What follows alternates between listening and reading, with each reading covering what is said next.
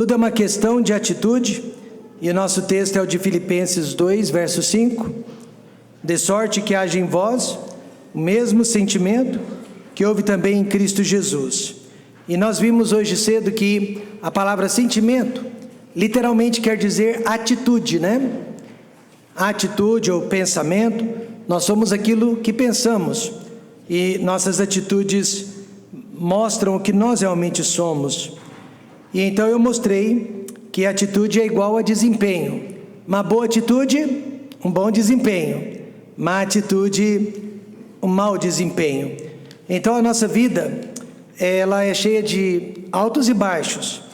E ao invés de culpar as pessoas pelos momentos difíceis, nós temos que atribuir muitas coisas ruins que acontecem conosco, atribuir às nossas atitudes.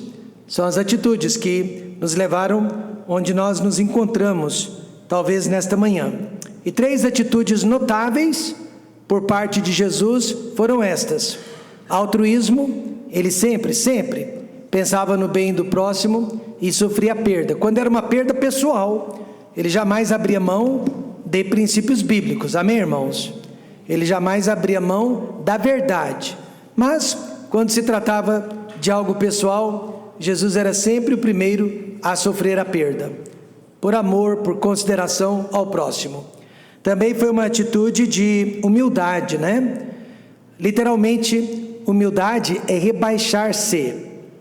Tanto é que no versículo, Paulo disse que, sendo em forma de Deus, não teve por usurpação ser igual a Deus, mas esvaziou-se a si mesmo, tomando a forma de servo, fazendo-se semelhante aos homens.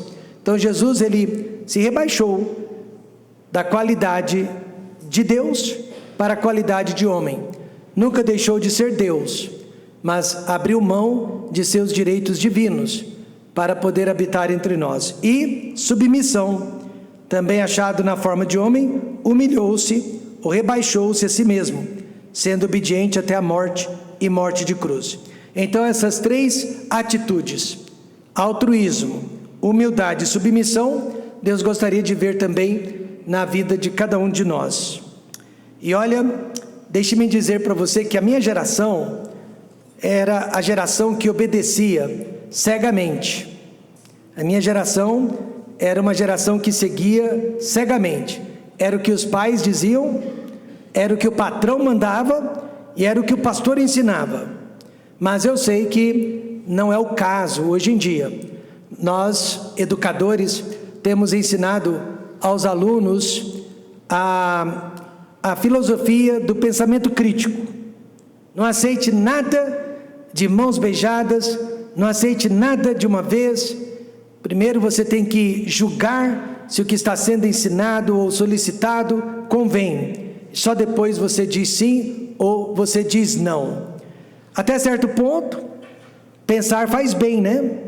Até certo ponto, o discernimento é importante para uma vida saudável. Mas o problema é que nós estamos dizendo não com muita facilidade. E para as pessoas certas. Estamos dizendo não para os nossos pais, estamos dizendo não para os nossos professores, nossos líderes espirituais, estamos dizendo não com muita facilidade. E falta em nós então esse espírito de obediência, de submissão. Paulo disse que essas atitudes notáveis em Jesus fará de cada um de nós uma pessoa bem mais bem-sucedida. E eu disse que a nossa sociedade prega por direitos e justiça, enquanto que a Bíblia não ensina nem direito nem justiça, ela ensina atitude. Por quê? Porque é a atitude que vai determinar o nosso desempenho. Aí eu terminei a nossa lição, agora há pouco, mostrando o significado de atitude.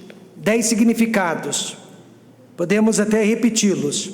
A atitude é a nossa verdadeira personalidade. Nós somos o que fazemos, o que decidimos e como agimos. E a boa notícia é que a nossa personalidade não é e não precisa ser imutável. Ela pode mudar. A atitude é a raiz interna que produz frutos externos, é o nosso melhor amigo ou pode ser também nosso pior inimigo.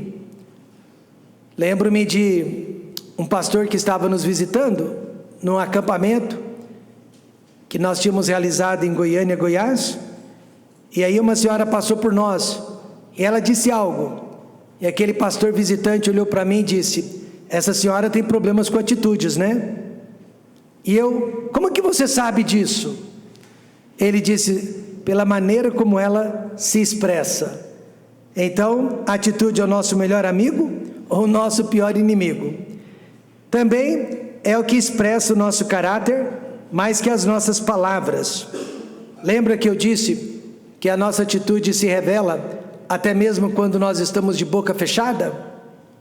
É uma projeção do futuro, baseada na experiência do passado. É o que atrai ou afasta as pessoas de nós. É o que não cessa até ser expresso. É a biblioteca do nosso passado.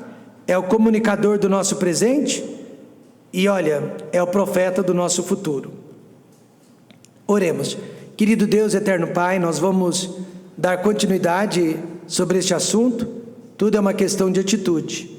E eu peço, Pai, que esta lição seja transformadora, seja impactante, e ela possa nos levar de volta para os nossos lares, transformados, para a honra e a glória de Deus.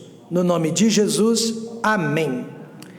Por que a nossa atitude é importante? Por que, pastor Rômulo, separar 2 tempos da nossa igreja para falar sobre este assunto?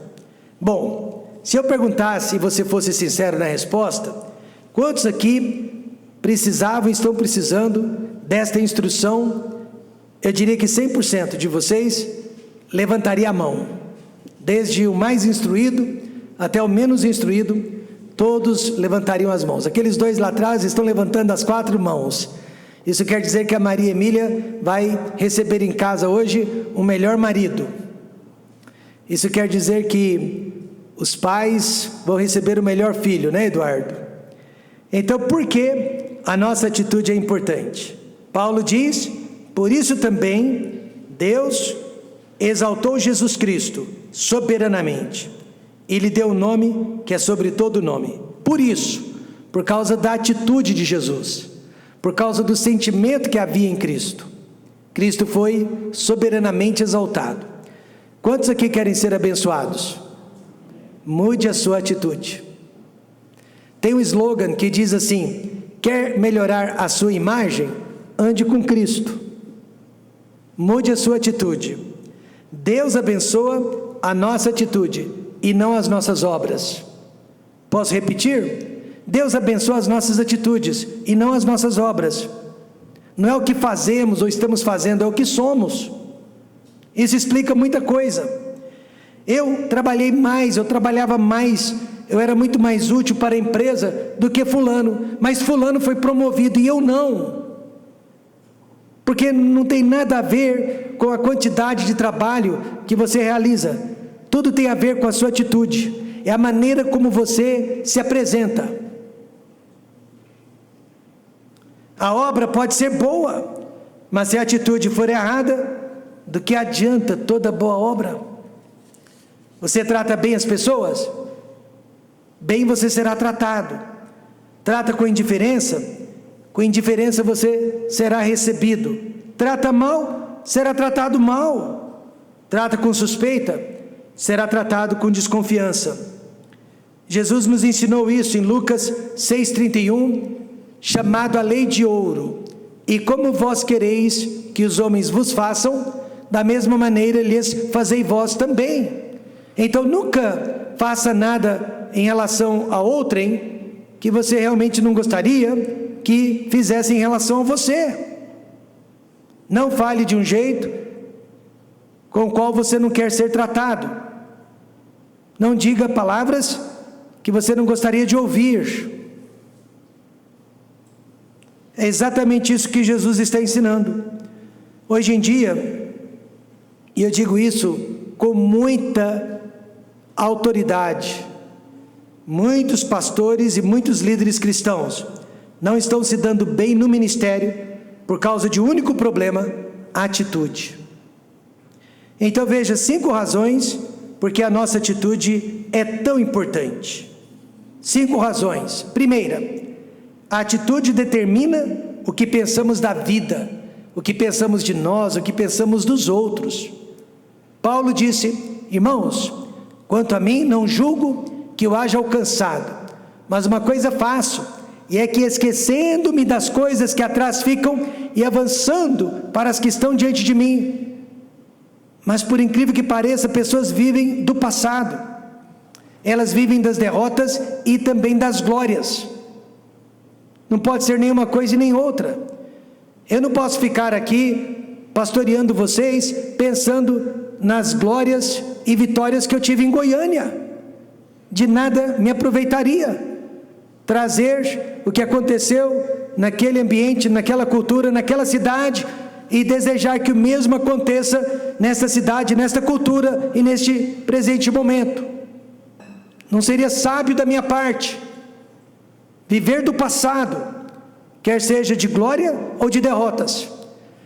Irmãos, a própria palavra já diz: passado é passado. Nem Deus dá jeito no passado. E nós perdemos muito tempo com as coisas que aconteceram no passado. Paulo considerava-se o pior de todos os pecadores. Ele tinha um passado horrível, mas ele sabia que não podia viver do passado. O que pensamos da vida determina o que a vida pode fazer por nós.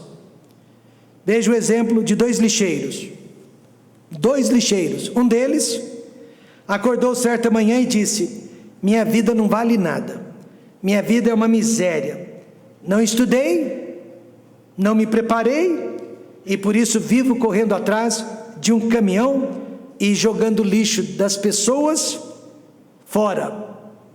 O outro acordou no mesmo dia e disse: minha vida é uma beleza. Eu tenho saúde para poder correr atrás de um caminhão e estou sendo usado para manter a cidade limpa.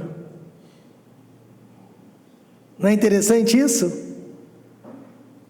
A atitude determina o que pensamos da vida. Por isso que nesta manhã há pessoas que amam esta igreja. Não sei, mas talvez haja pessoas que odeiem esta igreja. Quantos cristãos estão reclamando do fato que precisam frequentar os cultos da igreja, e precisam, como que se isso fosse ruim, fosse um fardo, ao invés de encarar como bênção e privilégio. Reclamam porque precisam dar o dízimo, mas que bênção que tem condições de dizimar. E reclamam que tem que orar, porque tem que se ajoelhar. Que bênção que ainda tem forças para se ajoelhar. Vai chegar o dia que você vai precisar orar deitado. E reclamam que precisam ler a Bíblia e falar de Cristo. O que deveria ser uma bênção torna-se um fardo pesado na vida das pessoas. Uma atitude errada que sempre vejo também é esta: o mundo está me devendo, as pessoas me devem. Eu tenho uma boa notícia para lhe dar: ninguém lhe deve nada, nem Deus e nem os homens. Gálatas 6, verso 7 diz: não erreis, Deus não se deixa escarnecer, porque tudo que o homem semear, isso também ceifará. Ou seja, esta é a lei da colheita, da semeadura. Você planta, você colhe, mas você nunca vai poder responsabilizar outras pessoas. Segunda razão que a atitude é importante: a atitude determina o nosso relacionamento com as pessoas. Mateus 7,12 diz: portanto, tudo que vós quereis que os homens vos façam, fazei-lo também vós, porque esta é a lei e os profetas. Mais uma vez, a lei de ouro. Quando eu era recém-casado, eu li um livro de um autor chamado Gary Smalley. Pode procurar esse autor, ele é maravilhoso, escreve sobre relacionamento humano como ninguém. E o Gary Smalley dizia no seu livro que nós temos que parar de dançar a música do mundo. O mundo nos chama para dançar e nós aceitamos o convite. Em outras palavras, se o seu cônjuge lhe chamar para dançar a dança da briga, a dança da discórdia, não dance com ele, não dance com ela. E assim também na igreja, no local de trabalho, qualquer pessoa que estiver lhe chamando para a dança, você não é obrigado a dançar. Amém, irmãos? Você não é obrigado a dançar. Na hora que eu li isso, eu disse: Gary, você chegou atrasado. Minha mãe já me ensinava isso há muitos anos, mas em outras palavras, ela dizia: quando um não quer, dois não brigam. A arte mais difícil do mundo é a arte de se lidar com pessoas. Pessoas são estranhas. Pessoas são esquisitas. Pessoas são complexas. Pessoas são engraçadas. Pessoas são perigosas. Pessoas são traiçoeiras. Pessoas são sensíveis. O ser humano é muito complexo. Mas tudo isso aqui é resultado do pecado.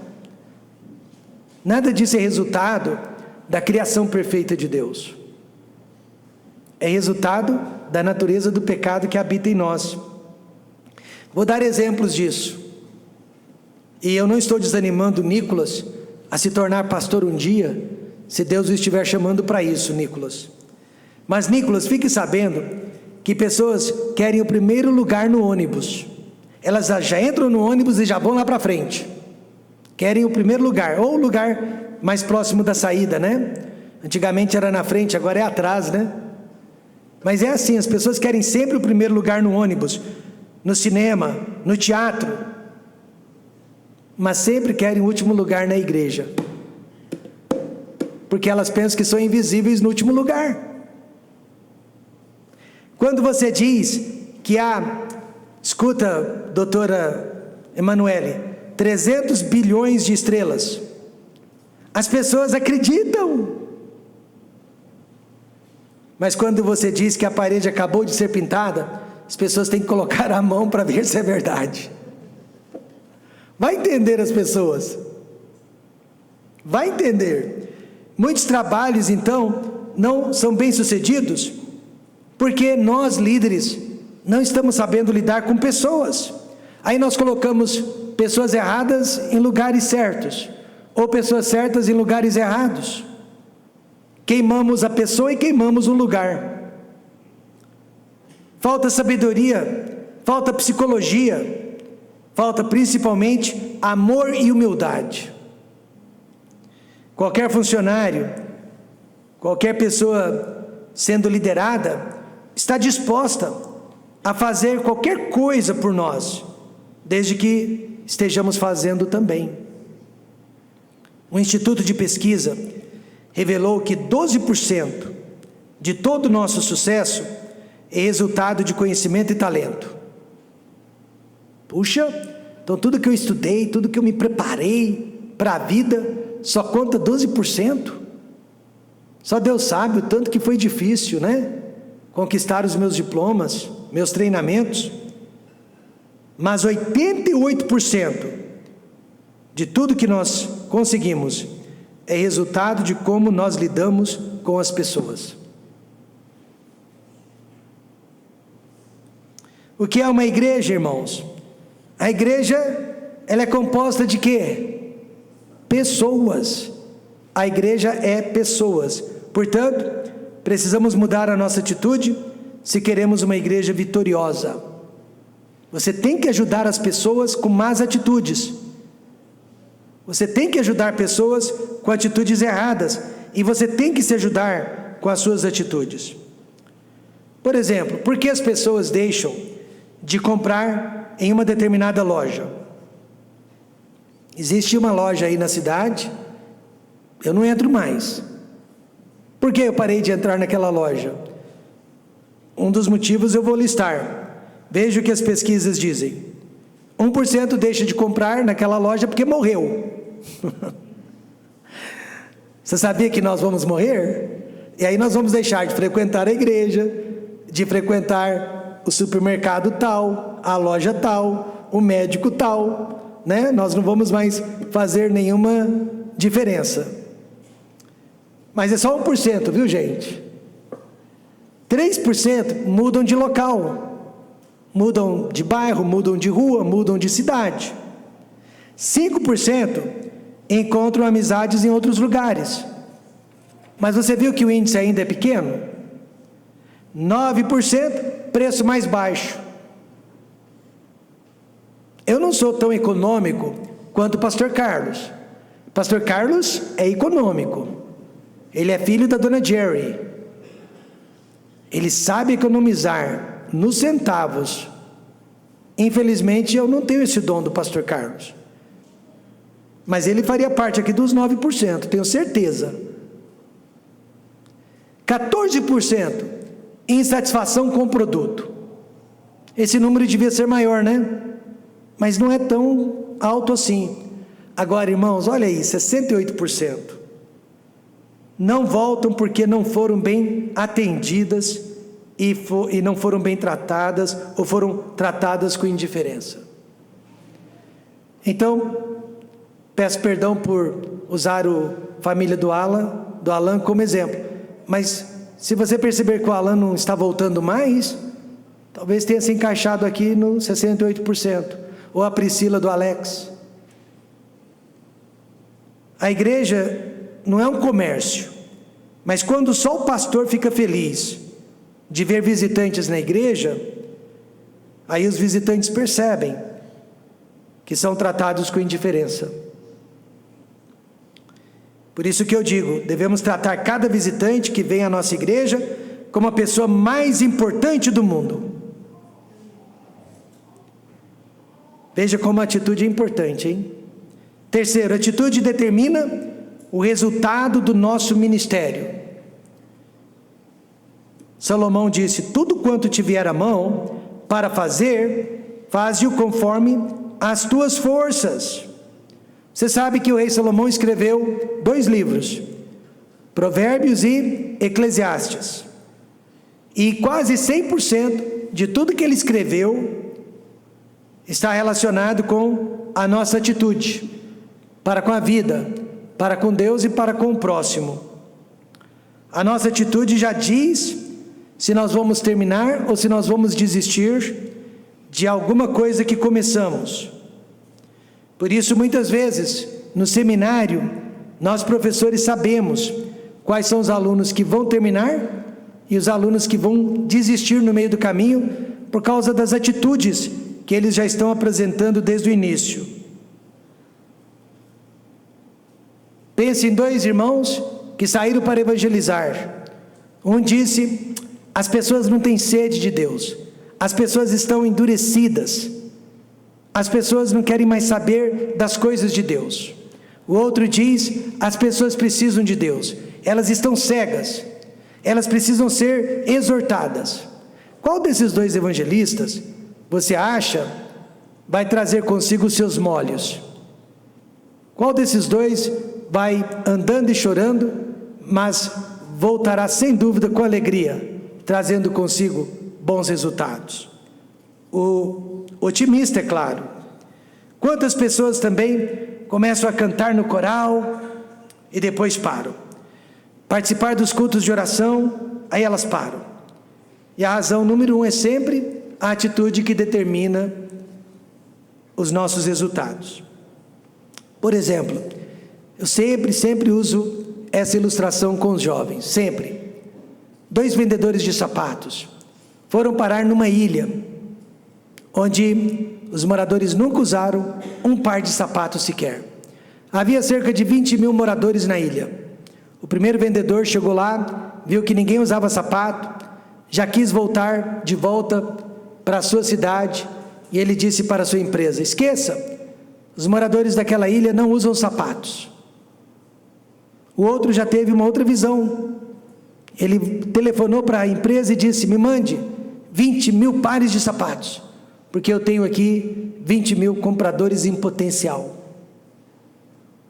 Viu que é tudo uma questão de atitude?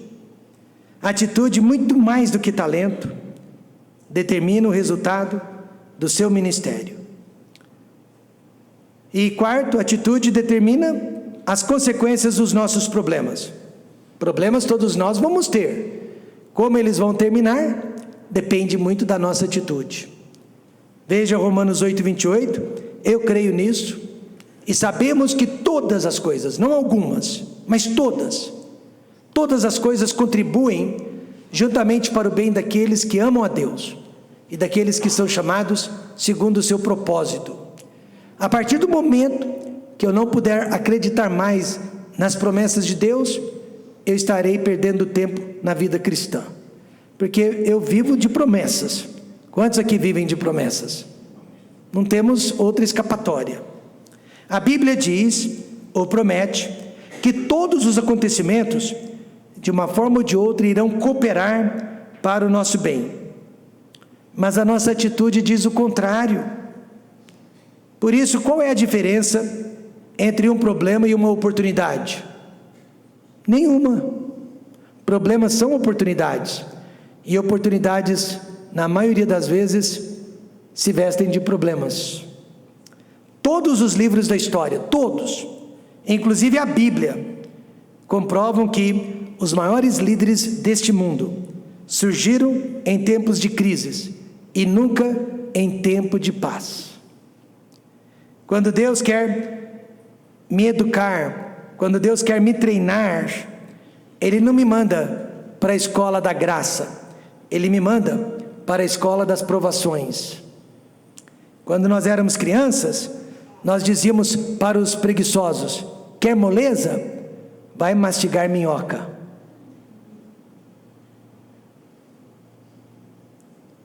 Depois de 13 anos de escravidão e de carceragem, José veio a ser o salvador do mundo. Moisés apacentava um rebanho de ovelhas no deserto escaldante, antes de ter sido chamado por Deus. Pedro, tadinho, foi quebrado, foi humilhado, antes de dar início à igreja.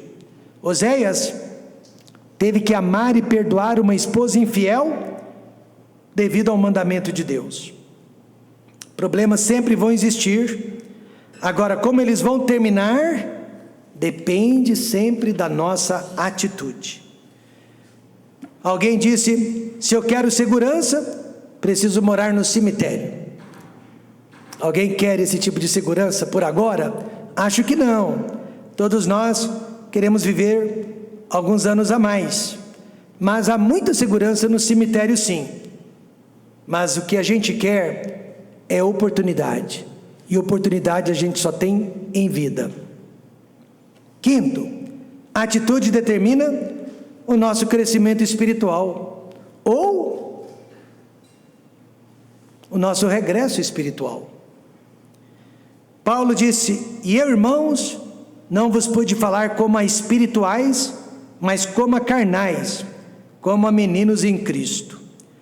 Há na igreja crentes espirituais e crentes carnais, há amadurecidos e imaturos. A igreja de Corinto, ela era uma igreja carnal, na sua grande maioria, eles eram meninos. Aí Paulo disse: meninos em Cristo, apesar de carnais, eles eram salvos. O que significa que aquela igreja não havia crescido. A parte mais difícil do ministério não é ganhar almas, não é trazer pessoas nos cultos, não é depois batizá-las. A parte mais difícil é o crescimento espiritual, o amadurecimento dessas pessoas. Então a atitude do crente revela se ele é um crente carnal ou se ele é um crente espiritual. Olha, graças a Deus pela Bíblia, ela cobre todas as partes da nossa vida. Você se lembra da história do filho pródigo? Ele não é o personagem ou a personagem principal da história. Além dele há também o pai, né? Que simboliza Deus. E há também o irmão mais velho, que simboliza, na maioria das vezes, eu e você. Vamos falar daquele irmão mais velho, só um pouquinho. Ele merece a nossa atenção. A atitude dele foi errada e mostrou que ele era carnal. Ele não tinha crescimento espiritual. Como assim, pastor? Primeiro símbolo, sinal de carnalidade. Ele se achava importante.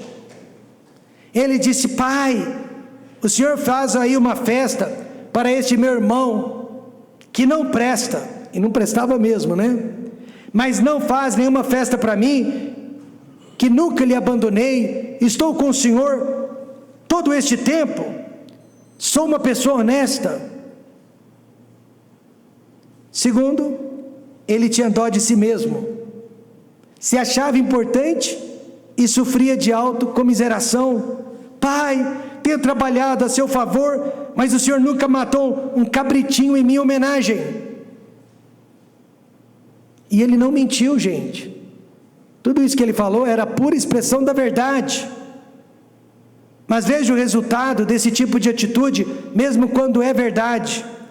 Ele queria os privilégios de filho, mas recusou cumprir as obrigações de irmão.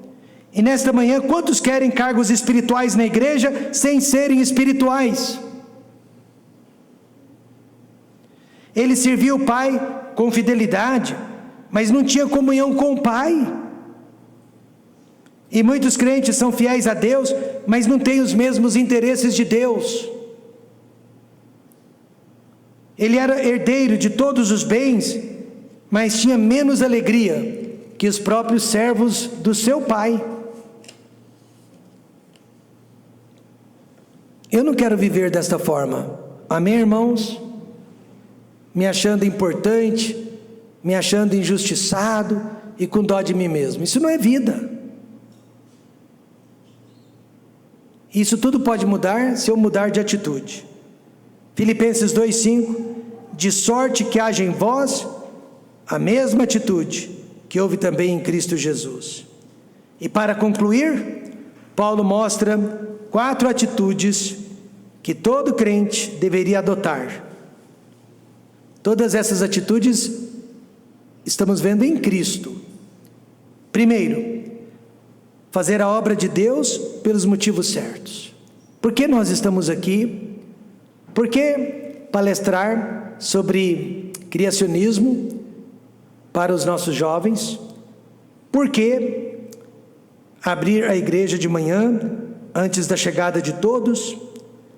Por que lavar os banheiros? Enfim, por que eu estou fazendo a obra de Deus? Verso 3 diz: nada façais por contenda ou por vanglória, mas, diga alguém, então não faça nada para ser reconhecido.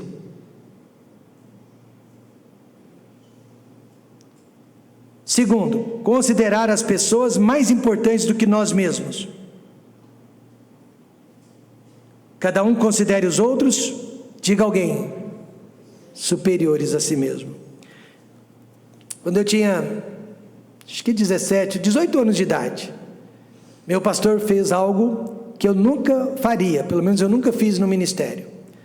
Eu jamais convidei um jovem solteiro e jovem para ser diácono da igreja. Para mim, o diácono tem que ser um homem de mais idade, experimentado e casado.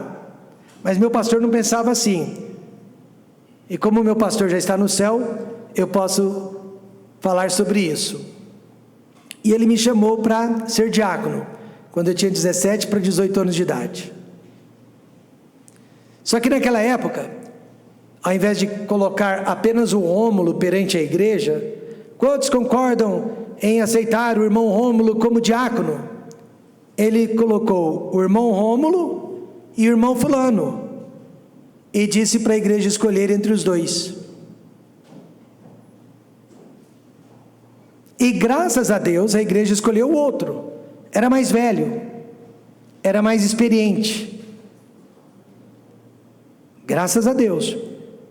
E assim que eu perdi a eleição, que é uma eleição, a igreja não é lugar de eleição.